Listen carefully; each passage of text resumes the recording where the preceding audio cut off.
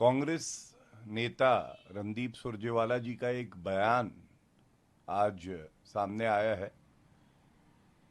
ये दिखाता है किस तरह से घमंडिया अब भारत की जो जनता है, और जनता ही जनार्दन होती है लोकतंत्र में, उसका भी अपमान कर रहा है। ये दुख की बात है कि रणदीप सुरजेवाला जी ने कहा है जो भारत के नागरिक भारतीय जनता पार्टी के लिए वोट करते हैं या समर्थन करते हैं वो राक्षस प्रवृत्ति के। उनको राक्षस बुला देना स्वयं ये दिखाता है कि आज राक्षस प्रवृत्ति की सोच भारत में घमंडिया में ही है। और ये बात भी समझनी होगी कि ये राहुल गांधी के निर्देशों पे ही ऐसा होता है। अगर आप देखें तो कुछ दिन पहले ही राहुल गांधी जी संसद के पटल पर भारत माता की हत्या हो गई है ये वक्तव्य दे रहे थे। प्रधानमंत्री जी के लिए रावण से तुलना कर देते हैं और आज रणदीप सुरजेवाला जनता को ही राक्षस बुला लेते हैं।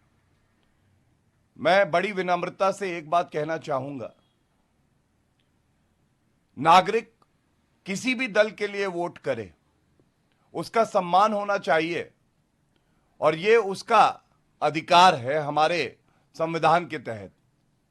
लेकिन घमंडिया पश्चिम बंगाल में देखें तो अगर कोई सरकार की आलोचना कर देता है तो उसे जान से हाथ धोना पड़ता है, और अब कांग्रेस पार्टी उसे राक्षस प्रवृत्ति का बता देती है।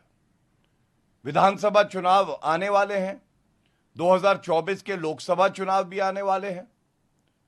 ये जो निर्देश राहुल गांधी ने दिए हैं, जनता ऐसा सबक सिखाएगी कि उनको पता चल जाएगा कि भारत के मजबूत लोकतंत्र में जनता ही जनार्दन है, देवतुल्य है, और जो राक्षसी मानसिकता रखता है उसका कोई अधिकार नहीं है कि वो भारत में राजनीति कर सके।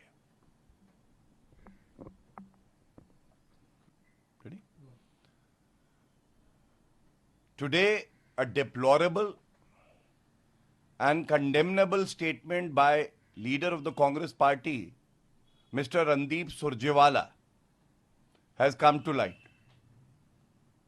He has equated the citizenry of India who votes for the Bharatiya Janata Party or supports the Bharatiya Janata Party with a demon and has addressed them as Rakshas. Nothing could be more unfortunate that in a democracy where the citizens have the right to vote for a particular party and ideology, the Congress reflects the evil mindset which is against the healthy spirit of our democracy.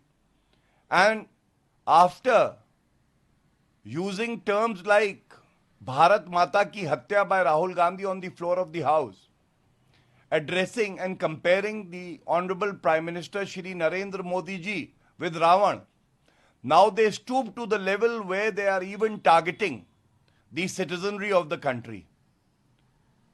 In the forthcoming assembly elections and in the Lok Sabha elections of 2024, the angels of our democracy, that is the citizenry, the people of India, will give a befitting response to the Congress party and the Ghamandiya group and will tell them of their angelic powers that they possess. And I would only say, there is a saying, fools rush in where angels fear to tread. It would not be wrong to say the demons of Congress rush in where the angels fear to tread. Rahul Gandhi, Congress party, should apologize to every citizen for lowering the dignity of our citizenry and our democracy.